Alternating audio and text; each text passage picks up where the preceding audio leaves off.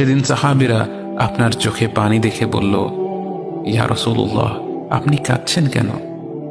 আপনি বললেন, আমার ভাইদের খুব দেখতে ইচ্ছা করছে। সাহাবীরা বললেন, আমরা কি আপনার ভাই নই ইয়া রাসূলুল্লাহ? আপনি বললেন, না, তোমরা আমার সাহাবী। আমার ভাই হলো তারা যারা আমার পরে আসবে এবং আমাকে কখনো না দেখেও তারা আমাকে বিশ্বাস করবে। মৃত্যুশয্যায় শুয়ে আপনার অন্তরে এই চিন্তা ছিল যে আমাদের পরিণতি কি হবে। উম্মতি উম্মতি বলতে বলতে আপনি আপনার রবের নিকট ফিরে গিয়েছেন। আজ আমরা আপনার উম্মতের অংশ।